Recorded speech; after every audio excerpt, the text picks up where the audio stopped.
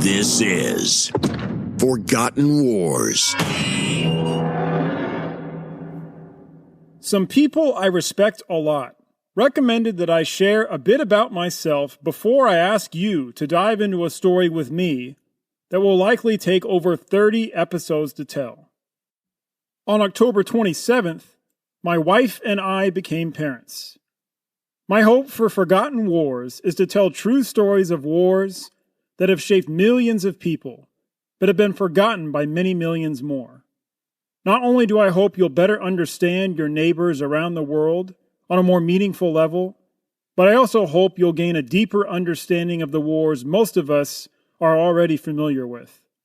There are a couple of ways I'd recommend you join me in this season's story about the Boer Wars.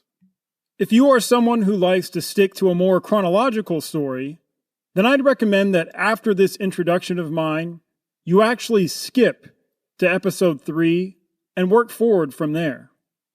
If you are someone like me who loves the director who brought us The Dark Knight, Inception, and Tenet, someone who loves movie director Christopher Nolan's style of storytelling, then stick with this episode and continue working your way through the episodes in number order.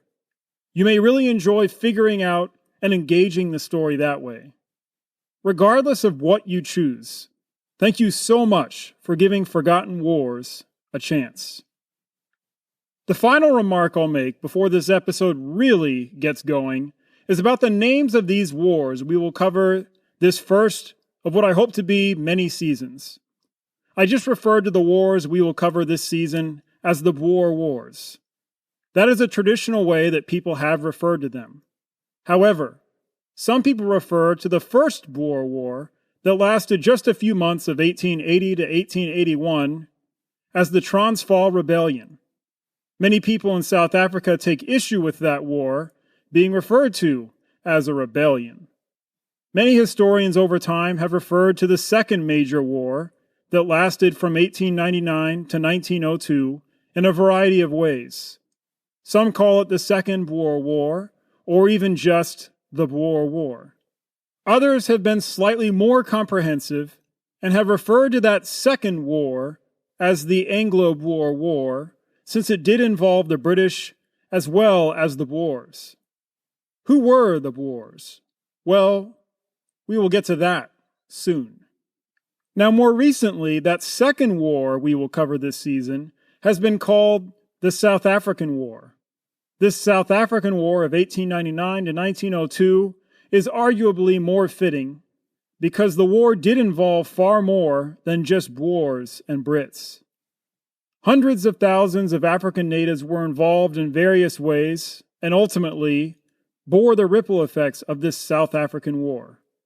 There is a lot more you can read about what these wars should be called and why, but I don't think most of you are here to listen to me talk about that any longer.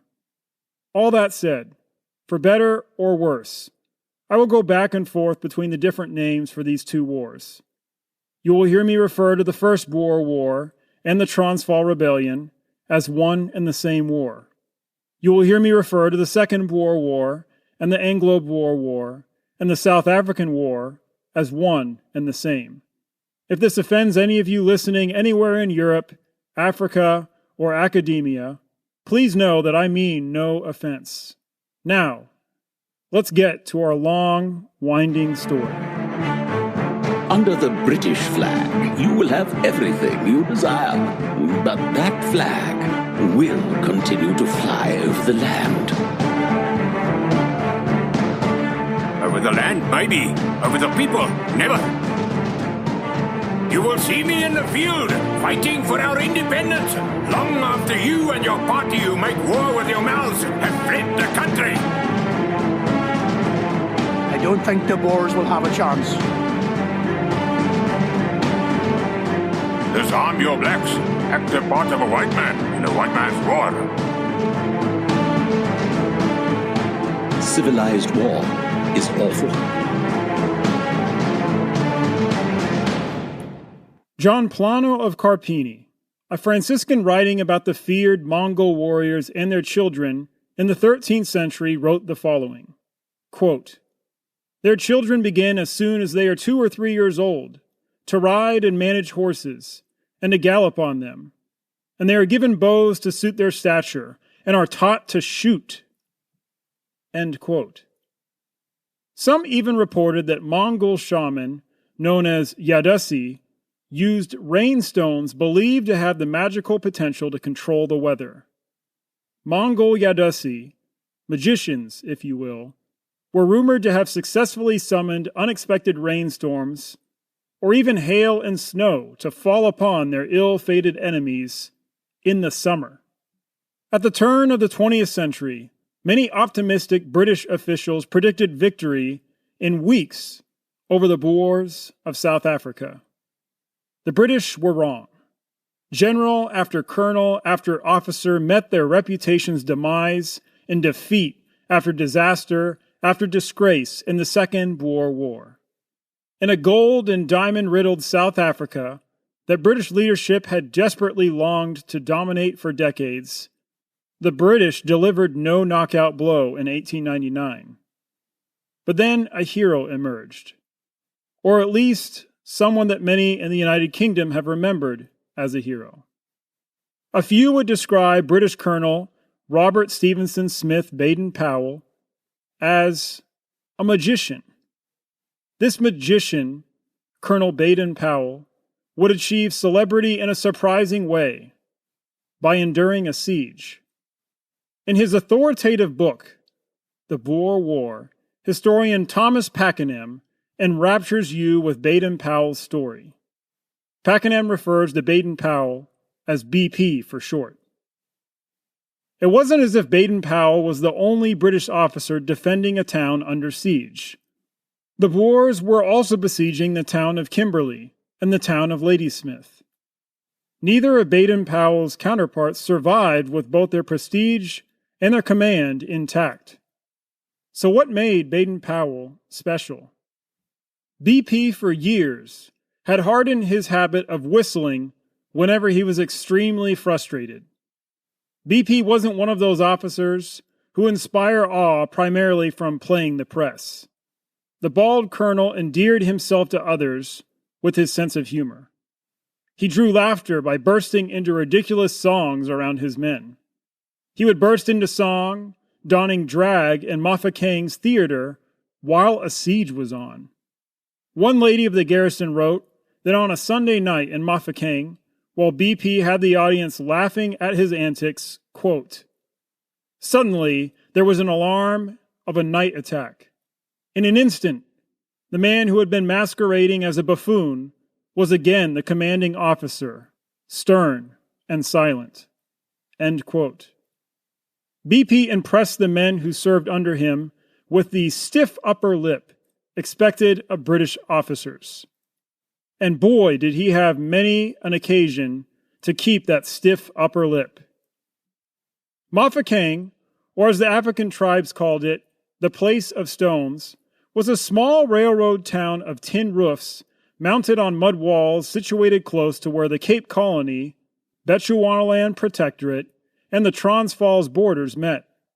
With the Boer resistance rising primarily from the Transvaal and Orange Free State republics of South Africa, Mafeking's proximity to the Transvaal placed it in a precarious position.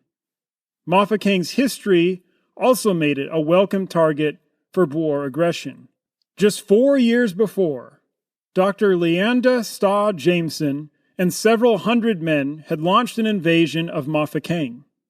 Jameson and company hoped they would inspire an insurrection of the Transvaal's immigrants that far outnumbered the Transvaal's Boer settlers.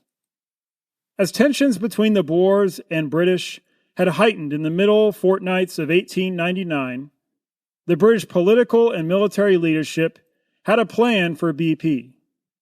BP was to lead a force of 1,000 soldiers to the Transvaal's border to scare President Kruger into climbing down, to scare the Transvaal president into giving the political concessions the British had been demanding for months. The situation on the ground changed rapidly. Then, the British War Office sent BP secret instructions. instructions telling him to punch into the Transvaal with his 1,000 men the moment after war broke out. BP didn't miss the irony in these orders. The orders would have had a small force, not much larger than Dr. Jameson's, launch an attack on the Transvaal. Then, BP's plan and purpose was flipped in September. Alfred Milner, the British High Commissioner for South Africa, decided that Mafeking should be bait, not a launching ground. BP's force would try to lure the Boers into devoting thousands of troops to attacking this most vulnerable town of the Cape Colony. The Boers took the bait. During the Second Boer War's first month, BP managed to draw Boer General Piet Cronje's force of 7,700 men to besiege Mafeking with BP's 1,000 troops. Drawing off 20% of war forces during this first month of the war was crucial and could well have saved South Africa for the British, when all the British had were scarcely over 10,000 troops in all of South Africa compared to nearly 40,000 Boers in the field. BP gained recognition as a member of Sir Garnet Wolseley's ring of officers who fought various African campaigns. BP served as Chief of Staff in Rhodesia in 1896 and helped put down a Matabele uprising there. When the Colonial Office accused BP of murdering Chief Uwini, a leader of that uprising, BP simply said that the chief deserved it. BP won respect for this murder among white Rhodesians. As a matter of fact, he was chosen commander of the Mafeking garrison because of this murder. BP also won popularity as an author. In his account of the Second Matabele Rebellion, he spoke of his ability to out-Boer the Boers. He took great pride in his scouting and his nigger hunts. Yes, sadly you heard that right. BP faced a much larger adversary at Mafeking, but Cronje was also a much lesser leader. As BP continued to hold off Cronje, British forces eventually reached 12,000 strong with 15 artillery guns to hold a 12 to 15 mile perimeter around Ladysmith. 2,600 British troops and 14 artillery pieces stood ready to defend the besieged town of Kimberley's 10-mile perimeter. To hold Mafeking, BP had 600 regular troops, with 300 white Mafeking residents who took up arms. They had a few outdated artillery pieces far outmatched by opposing Boer field guns. Mafeking's Paper Tiger force defied all odds against a Cronje-led force that outnumbered BP's garrison by more than 6 to 1. More than 6 to 1. How did this Paper Tiger force hold on? BP sent small raiding parties 7 times to make kicks, as he called them, at the Cronje-led army. From October to November 1899, these kicks cost BP over 160 of his small garrison. But these costly kicks scared Cronje into believing that BP's force was far stronger than it actually was. Dummy forts were constructed, and armored trains sent off from Mafeking to draw Boer fire. Besieging Mafeking begot explosive ingenuity. Take the wolf that never sleeps, for example. This gun was first brought into the world as a 4-inch steel pipe. Pakenham describes the wolf's evolution. Quote, add a threshing machine as a chassis, cast a breach in the railway foundry. With a roar of smoke and flame, the wolf could throw an 18-pound shell 4,000 yards across the veldt. End quote. That's over 3,600 meters that a former 4-inch steel pipe was firing. Then there was the Lord Nelson.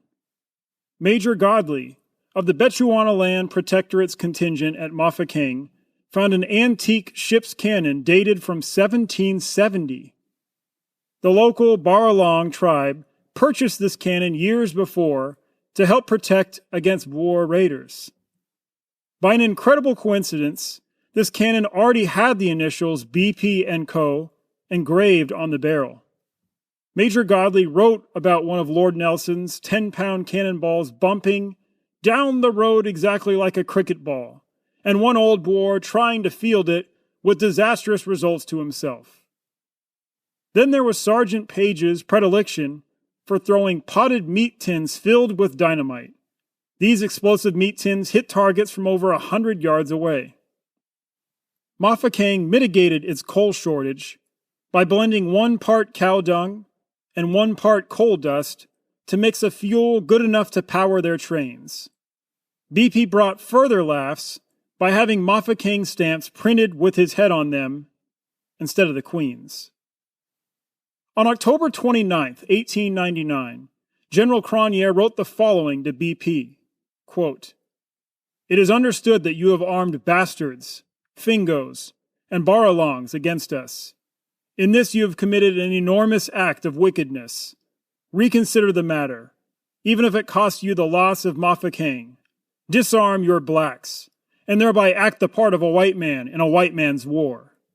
End quote. You see, BP had broken the gentleman's agreement between British and Boer forces. The agreement held that neither side would arm African blacks against each other. This was supposed to be a white man's war. Both sides did use blacks as drivers, trench diggers, mules, and unarmed scouts. But BP went further. There was a black Mafeking, the section referred to as Stadt. Several thousand Baralong lived there. Hundreds more Fingos fled here when Boers burned down their villages. Shangaan miners who were kicked out of the gold mines of the Rand and robbed of their savings by Boer officials fled to Stadt. So many natives went to work for BP so they could eat. BP sacked the Baralong chief, executed some Africans caught stealing food, and flogged 115 others for the same offense. The Africans dug trenches, served as spies, herded cattle, and performed various dangerous scouting missions. But BP also armed 300 Africans to help guard Mafeking's perimeter, thus increasing his force by almost a third, clearly violating the gentleman's agreement. When General Redvers Buller arrived in South Africa with tens of thousands of British reinforcements, General Cronje left 1,500 soldiers to continue besieging Mafeking, while Cronje took 6,200 soldiers with him to fight British elsewhere. Cronje's failure to take Mafeking those first 2 months of hostilities cost the Boers dearly. But the siege of Mafeking was far from over. Masking his iron will to win with his good humor, BP refused to surrender. For BP, the siege wasn't over until he could say, "I win." For 4 more months, he willed his garrison to hold on. He knew that maintaining high morale in Mafeking was crucial. BP tightly controlled the media in Mafeking. He forbade them when they sought to escape the garrison, fearing that they would spread gossip when they reached Cape Town. When a half-mad artillery officer murdered the Daily Chronicle's journalist, Ernest Parslow, BP sentenced the officer to death, then released him later because of his bravery during the siege. Food began to run short in Mafeking in January 1900. BP originally calculated their garrison had enough food to last through February, while Stadt's Africans had enough to last them until December. So what magic did BP wrought to make sure the whites weren't starved by April? The secret to BP's magic was hidden in his confidential staff diary from the siege for 78 years. For 78 years, how BP defied all odds and helped Mafeking hold on twice as long as Kimberley or Ladysmith was not fully known. Thomas Pakenham shares the following from BP's confidential diary. Quote, November 14th. The census shows our numbers to be as follows.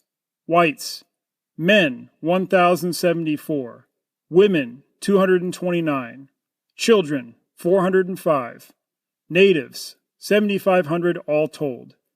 Supplies: meat, plentiful live and tinned, 180,000 pounds. Meat and flour, 188,100 pounds. Coffer, corn, and mealies, 109,100 pounds. White rations required daily, 1,340. Native, 7,000.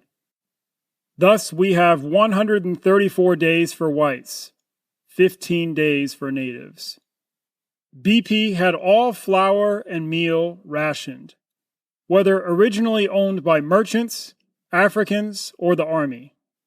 BP refused to let Africans buy bread or use other white rations. For the Africans, BP used 362,000 pounds of grain and oat rations meant for horses. These 362,000 pounds didn't show up in his initial supply tally. Then in January, BP further reduced the horse rations, buying an extra month of survival for Mafeking's people. All residents were required to buy food, even if originally the food had been theirs. However, whites were allowed to buy food on credit, while blacks were not. BP suspected blacks of large-scale hoarding of grain. It turned out the opposite was true. The main army supplier had intentionally understated his supplies. The Army Service Corps Sergeant Major, supposed to be managing rations, was running a black market of his own. Then, in early February, BP discovered that an innovative baker had found a way to grind horses' oats to make flour. So BP then repurposed the extra horse rations that had been repurposed as food for the Africans again, this time for bread making for whites. How were the Africans to survive? On April 7th of 1900, nearly 700 weeping Baralong women burst back into Mafeking. 10 Baralong women had escaped through Boer lines to a far-off British outpost. The rest didn't make it.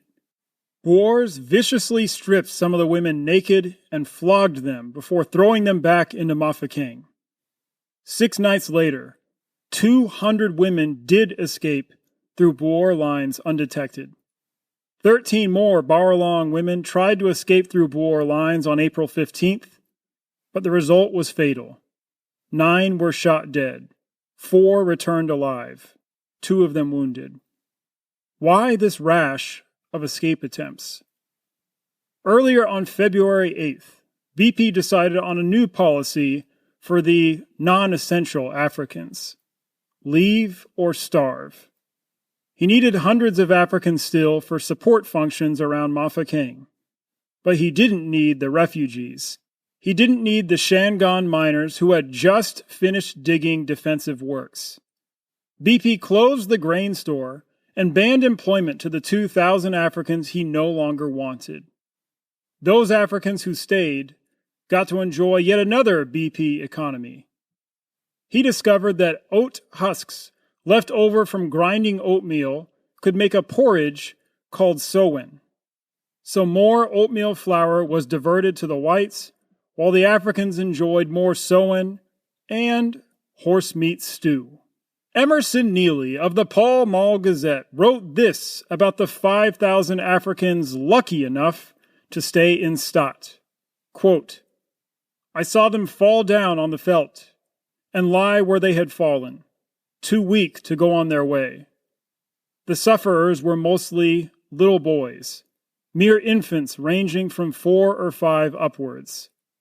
Hunger had them in its grip, and many of them were black specters and living skeletons, their ribs literally breaking their shriveled skin. Probably hundreds died from starvation or the diseases that had always accompanied famine. Words could not portray the scene of misery.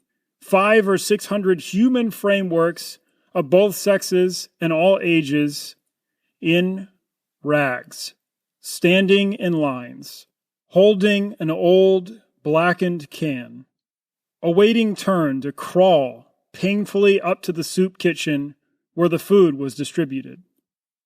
End quote. Pakenham wrote, quote, "The other 2,000 Africans, outcasts, hunted for bones on the rubbish heaps, and dug up the corpses of dogs buried outside the town." BP also recorded in his diary that 94 dogs were killed the last month of the siege, with natives being allowed to eat the dogs. This is what staying around Mafeking meant if you were African. BP received a letter on March 31st, which made him more desperate. Lieutenant Colonel Herbert Plumer's 700-man Rhodesian regiment had failed to break through to Mafeking. Plumer's men had been driven back and dealt heavy losses. BP stepped up his efforts to drive natives out of Mafeking. He wanted 2,000 more Boer-alongs to try to reach Plumer.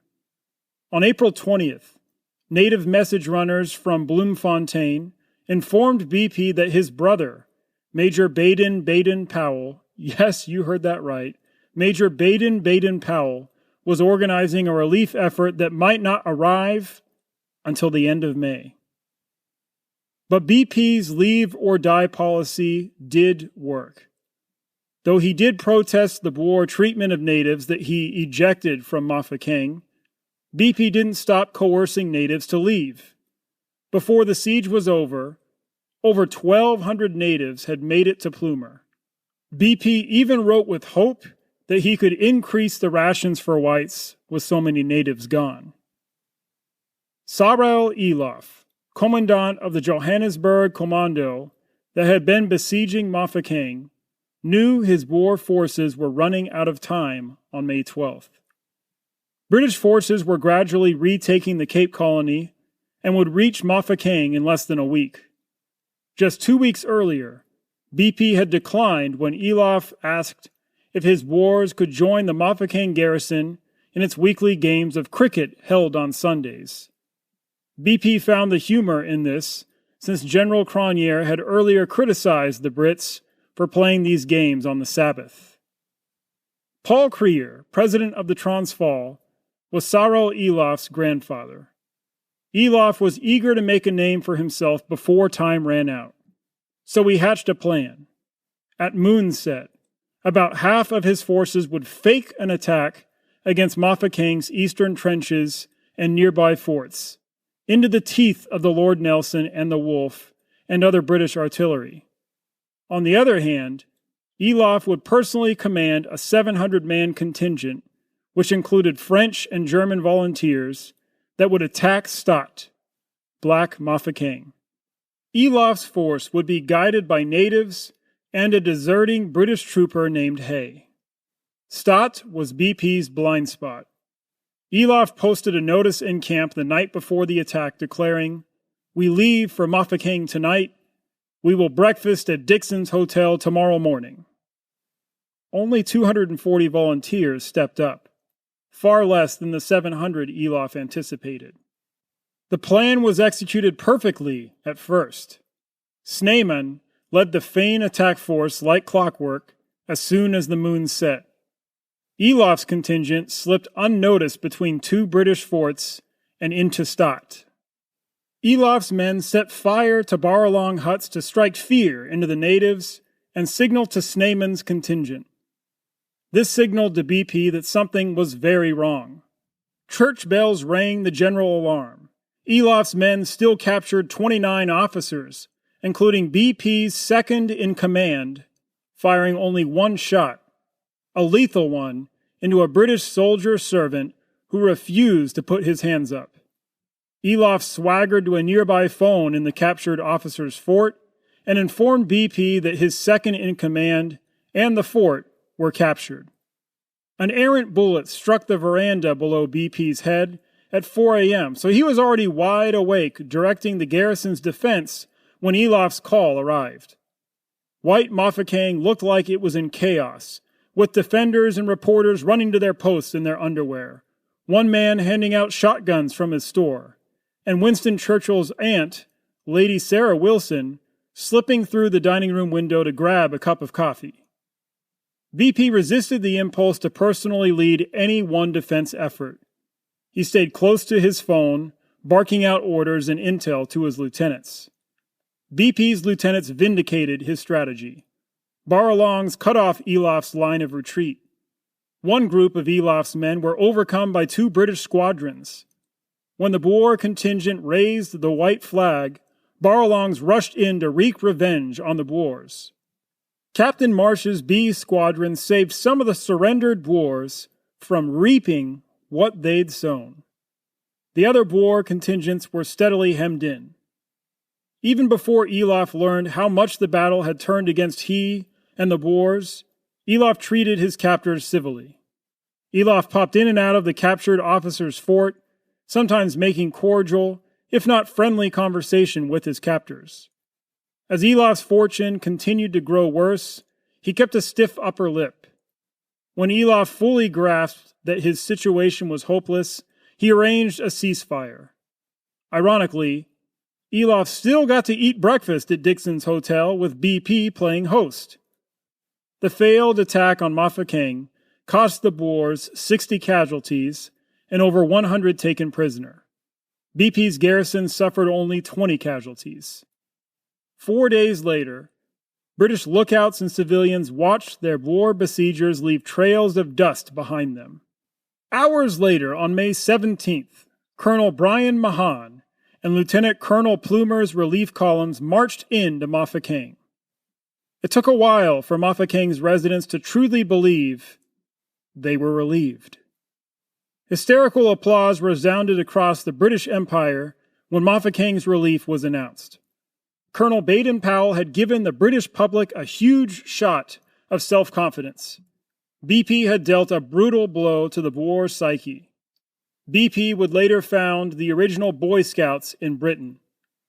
But BP's heroics cost the lives of 2,000 Africans who were shot or left on his orders to starve. So, who were these Boers that the British clashed with?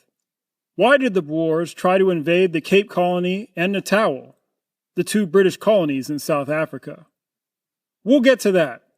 Just make sure you pay attention to the dates in each episode so that you aren't lost in time. Hello to all of you first-time listeners. As of this June 10th, 2021, I've invested hundreds of dollars and, more importantly, nearly 2,500 hours into researching, writing, and producing this podcast series. If you thought this episode was worth your while, or would even be worth someone else's time, would you do something that will take you less than 2 minutes? First, would you share the episode with others, however you normally share the digital things you like? Second, if you're an Apple Podcast listener, would you scroll down to the bottom of the episodes in this podcast and give us a 5-star rating? If you leave a written review about what you appreciated, that's all the better. But please, give us those 5 stars. Those are key to the show continuing and being found. Now for a couple disclaimers. I'm an American. Therefore, even with my best efforts, and with my British friend Marnie O'Hare and South African friend John Leach generously coaching me on pronunciations, I'm sure I will still butcher some names, especially where any rolling of R's or clicks are involved. Just know that it's my fault, that I'm doing the best I can, and that you're welcome to contact me using the link here in the show notes if you have any pronunciation corrections. And you know what? Contact me if you have any constructive suggestions for how I can improve the show. Anyone who knows me knows that I appreciate constructive feedback over flattery any day. Email me about any historical inaccuracies you think came out of my mouth. I do research each episode quite a bit, but through over 36 episodes so far, I have gone back and corrected a couple inaccuracies a couple times. If you do email me about anything you think is inaccurate, please provide me a specific citation, ideally with page numbers, not just read this book.